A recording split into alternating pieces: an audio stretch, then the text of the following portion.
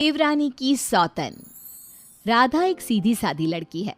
उसकी सास विमला तो उसे बहुत प्यार करती है, लेकिन उसकी जिठानी लता को राधा बिल्कुल पसंद नहीं। राधा अपने ससुराल में बहुत खुश थी, लेकिन उसकी ये खुशी ज्यादा दिनों तक नहीं टिकी, क्योंकि राधा का पति मिहिर उसकी सौतन ले आया। ये कौन है जी? आप किसको घर पर ले आए? ये इस घर की नई बहू और मेरी पत्नी सोनाली है। क्या आपने दूसरी शादी कर ली? ऐसा करते हुए आपको शर्म नहीं आई? आपने एक बार भी मेरे बारे में नहीं सोचा? ये क्या बोल रहा है बेटा? तेरी पहली पत्नी के होते हुए तू दूसरी शादी कैसे कर सकता है? कौन है ये चुड़ैल? निकाल इसे यहाँ से। माँ राधा, आप दोनों एक बात समझ लो। मैंने सोनाली से शादी अपनी मर्जी से की है, वो यहीं रहेगी। और राधा, तुम्हें यहाँ रहना है तो रहो, नहीं तो निकल जाओ यहाँ से। पर सोनाली अब यहीं रहेगी। राधा को मिहिर की बात सुनकर बहुत दुख हुआ। वो रोते हुए अपने कमरे में चली गई।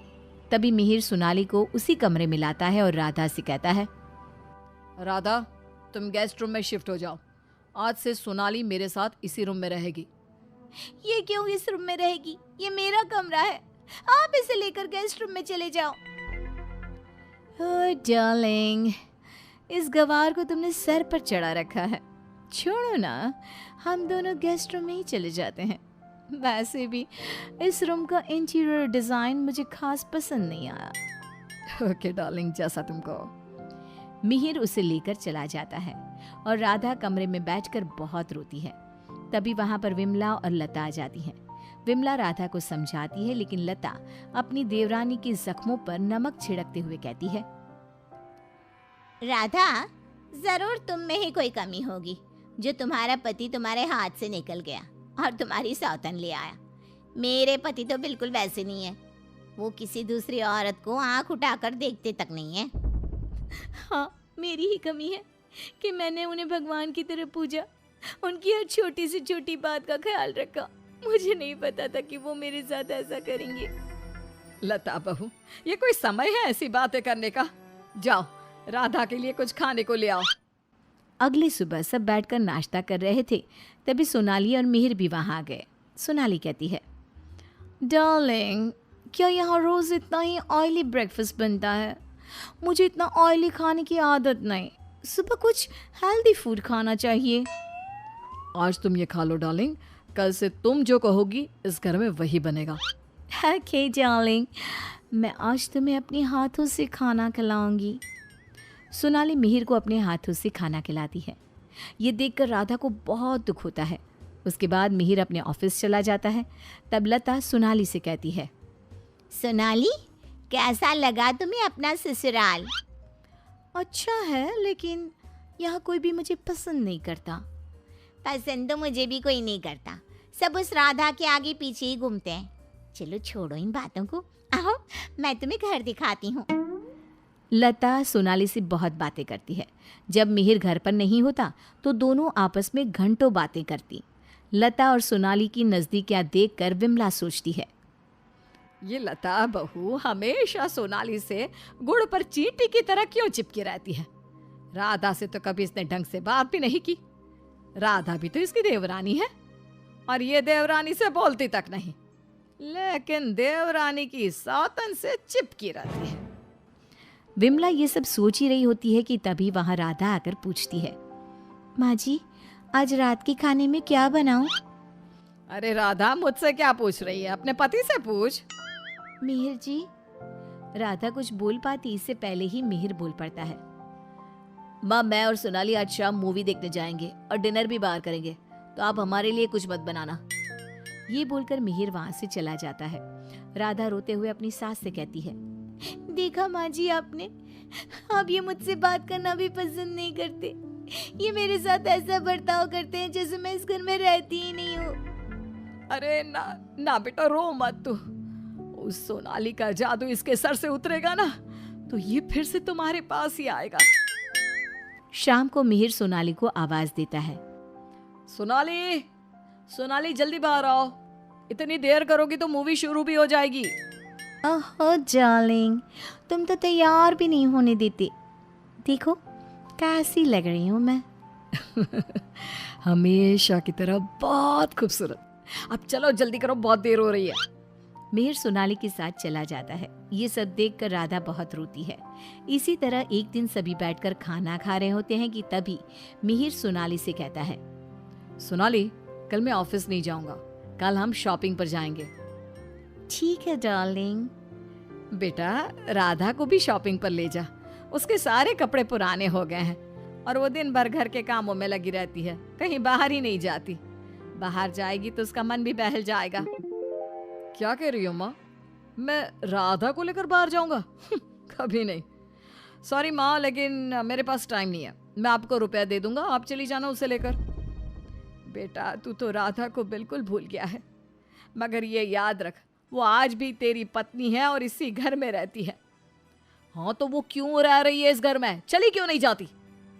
राधा, अगर तुम चाहो तो मैं तुम्हें तलाक दे सकता हूँ। तुम ठीक से सोच लो और अपना फैसला मुझे बता देना। बदले में जो चाहो वो मैं तुम्हें दे सकता हूँ। मिहिर की बात सुनकर राधा के ऊपर मानो बिजली सी गिर गई। इसी तरह कुछ दिन बीत गए। राधा अब बहुत दुखी और चुप चुप रहने लगी। एक रात विमला किचन की तरफ पानी लेने जा रही थी, लेकिन किचन में से बातों की आवाज सुनकर वो बाहर ही रुक गई और सोचने लगी, अरे, ये इतनी रात को कौन बातें कर रहा है? ये तो लता और सोनाली की आवाज लग रही है। ये दोनों इतनी रात को क्या बात कर रही है? ध्यान से सुनती हूँ तब पता चलेगा। वो दोनों की बात ध्यान से सुनती है। सोनाली लता से कह रही थी, देख मेम साहब, तेरे देवर को मैंने तेरे कहने से पटाया था, मैंने तेरा काम कर दिया। अब तू मुझे बाकी के रुपए दे दे, नहीं तो तेरे घर वालों को तेरी सारी सच्चाई बता दूंगी। अरे तू ज्यादा चालाक मत बन, मैं तुझे पहले भी कई सारे रुपए दे चुकी हूँ, अब और रुपए नहीं दे सकती। तू जैसी लड़की को इतना अच्छा घर दे दिया, इतना अच्छा पति दे दिया, और क्या चाहिए तुझे? विमला दोनों की बात सुनकर समझ जाती है कि दाल में कुछ काला है। वो सोनाली की जन्म कुंडली निकालने में लग जाती है। तब उसे सोनाली की सच्चाई पता चलती है। एक दिन विमला सारे घर वालों को बुलाती है और कहती है, मेहर, तुमने सोनाली से शादी कर ली है, ये बात हमारे रिश्तेदारों को भी तो पता चलनी चाहिए ना। मैं तुम दोनों की शादी की खुशी में एक छोटा सा प्रोग्राम करना चाहती हूँ, जिसमें मैं सारे रिश्तेदारों को बुलाऊंगी। सोनाली, तुम भी अपने रिश्तेदारों का नाम और पता बता दो, मैं खुद उन्हें निमंत्रण भेजूंगी। ये सुनकर सोनाली घबरा जाती है।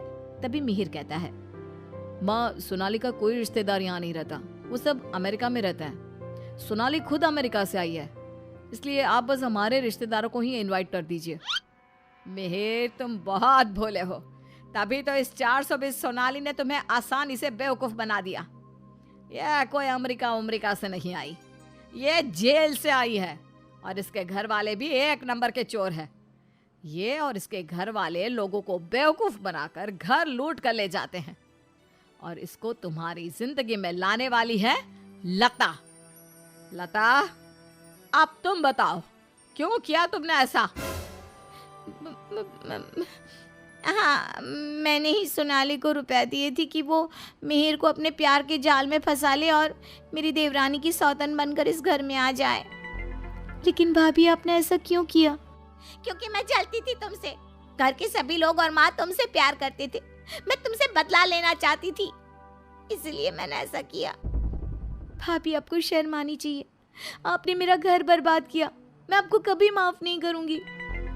सारी सच्चाई जानने के बाद मिहिर सोनाली को घर से निकाल देता है और राधा से माफी मांगता है। राधा, मुझे माफ कर दो, मैंने तुम्हारे साथ ठीक नहीं किया। मिहिर, मैं तुम्हें माफ नहीं कर सकती और ना ही तुम्हारे साथ रह सकती हूँ। मैं जा रही हूँ ये घर छोड़कर। लेकिन राधा, इसमें मेरी क्या गलती? ये सब तो भाभी ने किया है ना, मैं तो बेकसूर हूँ। अगर सोनाली सच में अच्छी लड़की होती तो क्या तुम उसे छोड़ते? कभी नहीं। और इस बात की क्या गारंटी है कि कल तुम्हें सोनाली से अच्छी लड़की मिलेगी तो तुम दोबारा ऐसी गलती नहीं करोगे? राधा अपना सामान लेकर घर से जाने लगती है। विमला और मिहिर उसे बहुत रोकते हैं, लेकिन वो नहीं रुकती। राधा जाते जाते अपनी जिठानी से कहती है, भाभी, आप क्यों उदास खड़ी हो? आपने जो चाहा था वो तो पूरा हो गया ना। मैं जा रही हूँ हमेशा के लिए। अब आप ही इस घर की बहू हैं। अब सब आपको ही प्यार करेंगे, बस। तभी लता का पति विकास आ जाता है और कहता है, नहीं राधा, ये इस लायक नहीं कि इसे कोई प्यार करे। लता, तुम अभी इसी वक्त इस घर से निकल जाओ। मैं तुम्हें एक सेकंड भी यहाँ बर्दाश्त नहीं कर सकता। अगर मैंने तुम्हें इस घर में जगह दी तो न जाने कल तुम हमारे ऊपर कौन से दुखों का पहाड़ तोड़ दोगी। लता विकास से बहुत माफी मांगती है, लेकिन वो उसे घर से निकाल देता है। लता को इस बात का पछतावा था कि उसने अपना हंसता खेलता घर बर्बाद कर दिया। ना तो विकास अपनी पत्नी लता को माफ करता है और ना ही राधा अपने पति मिहिर को माफ करती है।